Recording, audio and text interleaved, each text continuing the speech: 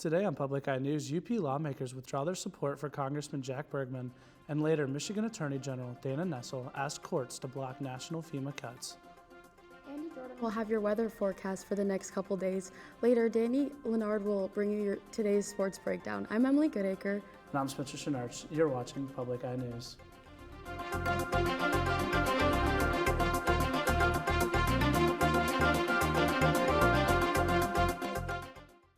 Some Upper Peninsula lawmakers are pulling their support for Congressman Jack Bergman after he endorsed a candidate in a state Senate race. In a joint statement, UP Republican lawmakers say Bergman has previously indicated he would stay out of the primary. They say his endorsement goes against that understanding and does not reflect the wishes of local leaders. The lawmakers say they will no longer back Bergman in future elections. Bergman's team responded by defending the endorsement and calling the lawmakers' announcement politically motivated. The disagreement highlights growing tensions within the UP Republicans Party ahead of the upcoming primary. Michigan State Police have announced the new commissioner for the Iron Mountain Post. First Lieutenant Greg Prumu will now lead the post. He has been with the Michigan State Police since 2004 and has served in several roles during his career, including as a sergeant in the Iron Mountain Post. State Police say Prumu brings years of experience in leadership and training as he steps into the new role. Big news for one lottery player in Michigan. An Ingham County resident has won $1 million playing the Millionaire Maker instant game for the Michigan Lottery. The 55-year-old winner purchased his ticket at Louis' Party Store in Lansing. He scratched the ticket in his car and was stunned when he realized he hit the top prize. The winner chose to take the one-time lump sum payment of $693,000 instead of the annuity payments. He plans to use the money to pay off his home, buy a new truck, and invest the rest for the future. Lottery officials say the Millionaire Maker game still has prizes remaining, giving other players a chance to win big. For now, one Ingham County man is celebrating a life-changing surprise and proving that sometimes it really does pay to play.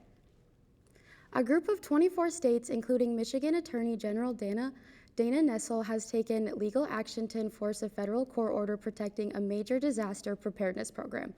The group filed a motion in the U.S. District Court for the District of Massachusetts, asking the court to compel the Federal Emergency Management Agency, or FEMA, to comply with an order that blocks the agency from terminating the Building Resilient and Infrastructure and Communities Program, known as BRIC. BRIC, which has operated for more than 30 years, provides crucial funding to communities nationwide to strengthen infrastructure and reduce damage from natural disasters like floods, wildfires, and hurricanes. British police have arrested the former Prince Andrew King Charles' younger brother. Officials detained him on suspicion of misconduct in public office following the release of the latest Jeffrey Epstein files. Tina Kraus is outside Buckingham Palace with the latest, including a statement from King Charles. Police guarded the entrance to the royal estate in Norfolk, England, where officers arrested former Prince Andrew this morning. To see those police cars arriving at the Sandringham estate is quite a moment. This is the King's brother. Police say they detained the younger brother of King Charles on suspicion of misconduct in public office. It follows calls for an investigation into documents allegedly indicating Andrew shared confidential government information with convicted sex offender Jeffrey Epstein during his decade as a British trade envoy. There's been a feeling that police forces could no longer not look at this very seriously, and I think it has been moving in one direction. Now known as Andrew Mountbatten Windsor after King Charles stripped him of his titles last year, he appeared in photographs on all fours over a female in the U.S. Justice Department's most recent release of Epstein files. He has always denied any wrongdoing in relation to the late disgraced financier. I thought he'd go into hiding and get away with it. Yeah, so no, that's all I've got to say, really. I'm pleased. King Charles responded to the arrest, writing in part, "Let me state clearly, the law must take its course. As this process continues, it would not be right for me to comment further on this matter." The King's press team confirms Buckingham Palace was not given advance notice of Thursday's arrest, which comes on Andrew's 66th birthday. The lack of accountability that the privileged, the wealthy, royalty, aristocracy that they have enjoyed in the past, I think we can see is really receding. Continuing his duties, the king appeared at the opening of Fashion Week just hours after his brother's arrest. Tina Kraus, CBS News, London. Now don't touch that dial. We'll be right back with statewide news and your weather right after this break.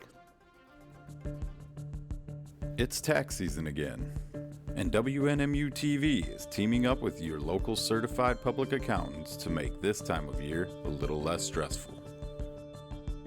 From changes in the tax laws to changes in your life, they will answer any questions you may have and help you get the biggest return possible. Ask the CPAs with your host, Mike Settles, Thursday at 8, only on WNMU TV. Welcome back. I'm Andy Jordan, here to take you through your Public Eye weather report. Starting off with our campus roof cam here. As you can see, cloudy skies, pretty good chunk of snow on the ground here. Now let's take a look at what's happening across the UP. Starting in Houghton, it is 36 degrees and cloudy. In Ironwood, 30 and cloudy. Iron Mountain, 37 and partly cloudy. And down in Menominee, it is 36 and cloudy. Now let's take a look at the east side of the map here. Starting out in Escanaba, 35 degrees and partly cloudy. In Manistee, 35 degrees and sunny. In the Sioux, 34 and cloudy. And back here in Marquette, it is 36 degrees and cloudy. Now taking a closer look at our current conditions, we have winds coming from the south at 5 miles per hour with our barometric pressure at 29.67 inches and steady.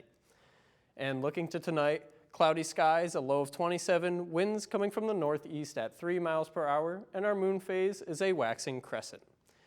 And tomorrow we have a winter storm warning starting from 1 a.m. through 7 p.m. with 3 to 7 inches of snow expected with a high of 33 degrees, a low of 27, and winds coming from the northwest at 10 miles per hour. And looking through the weekend, starting on Saturday, snowy skies, a high of 28, a low of 22. On Sunday, more snow, a high of 23 and a low of 19. And on Monday, more clouds return with a high of 19 and a low of 12. That's all I have for your weather. Now back to the news desk. Thank you so much for that weather. I hope you guys stay warm out there. Now on to statewide news. A Grand Rapids man has been sentenced to 15 years in federal prison for being a felon in possession of a firearm. According to the U.S. Attorney's Office, Murntz Ray Jr. was convicted after evidence showed he possessed a loaded handgun despite having prior felony convictions. A federal judge imposed the maximum sentence allowed under law, citing public safety concerns. The case was investigated by federal agents along with local law enforcement as part of an ongoing effort to reduce violent crimes.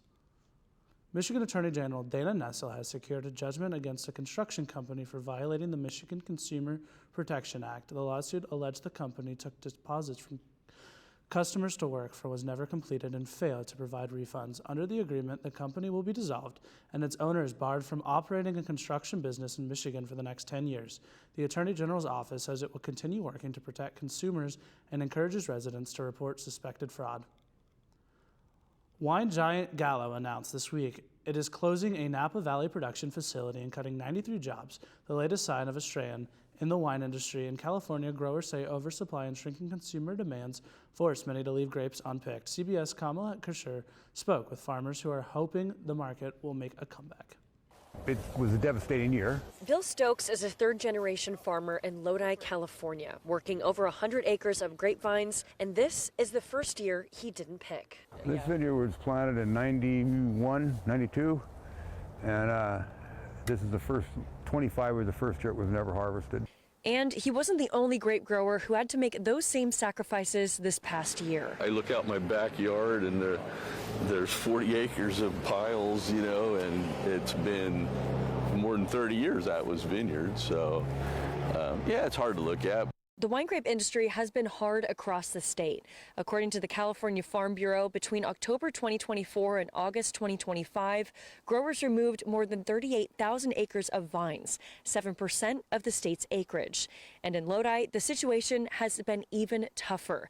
The Lodi Wine Grape Commission chair says last year, roughly 50% of what was planted wasn't even picked. So if you're an average consumer or a Lodi local resident and you're driving around, you can see the wilted raisin fruit that was unpicked. And so it was pretty devastating for us growers. The reason for the removal is oversupply. There's too much wine being produced and not enough demand from customers.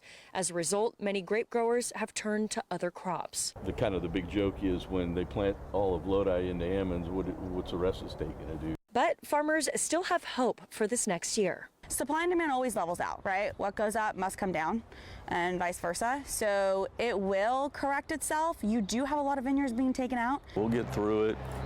We'll do something else. We're not going to quit. We're not quitters, that's for sure. In Lodi, California, Carmela Karcher, CBS News. Don't go anywhere. Danny will be right back with your sports breakdown after this. Hiding right under our noses, there are secret worlds that come to life. Now, on this rapidly changing planet, discover how people are finding new ways to live alongside nature. That could help the next generation create real change. A shared planet is a better home for all of us.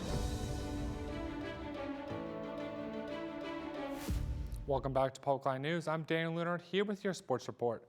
Starting off in Milan with men's ice hockey, what a day it was for the quarterfinal games yesterday. The first game of the day was Slovakia rolled Team Germany 6-2 and then with the second game between Team Canada and Czechoslovakia. And Team Canada got it done in overtime, winning 4-3. The third game of the day, Switzerland fell to Finland in overtime 3-2. And the game of the day yesterday was Team USA versus Team Sweden. Red Wings' Dylan Larkin started the scoring off just halfway into the second period. It was a 1-0 game till 91 seconds left in the game with Sweden. Mika Zibanejad tied the game. The game went into overtime, and 3 minutes and 27 seconds in, Quinn Hughes scored the game-winning goal. The semifinal games will be tomorrow. Team Canada will play Team Finland at 10:30 a.m. and Team USA will play Team Slovakia at 3 p.m. Free-birding our way to the women's hockey after Team Canada got a shorthanded goal less than a minute into the second period. It was locked at 1, but Team USA Hillary Knight got the tying goal just 2:04 left in the game. And Team USA just won with Megan Keller scoring the game-winning goal 4 minutes into overtime. The U.S. rolled, outscoring their opponents 33-2 in the Olympics, but that's not the only record they broke. They did not allow a goal for 352 minutes and 34 seconds. That's very impressive. Staying on the ice, but back in Marquette, NMU has its final homestand of the year against Lake Superior State. Northern is just 6 points back from Ferris State Bulldogs, and they can still squeeze their way into the CCHA playoffs on Saturday. NMU will honor 7 members of the graduating class, but first, they will be auctioning off their 30th anniversary jerseys. Puck drop is at 7:07 p.m. on Friday and 6:07 p.m. on Saturday. That's all I have for sports. Back to the desk. Thanks, Danny, for that breakdown. Yeah, no, the Olympics are amazing. America just freaking won, guys. Like, USA, all the way, OT, they're going to be playing Freebird all the way into tomorrow when the men's team is going to look to win, too. How do you feel about that? It's all pretty exciting. Yes, it is. I mean, America is third place in the medal games. It's just amazing time to be alive if you're an American. I mean, what else do you have to add? I mean, the Olympics have just been really fun to watch. They have the slope style.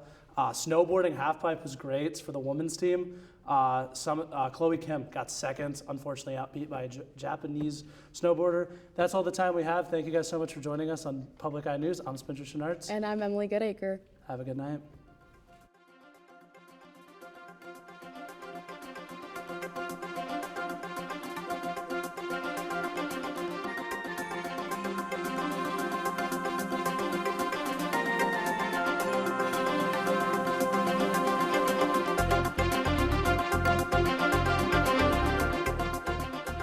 The preceding program was produced by WNMU-TV, Northern Michigan University Public Television, in studios located in Elizabeth and Edgar Hardin Hall.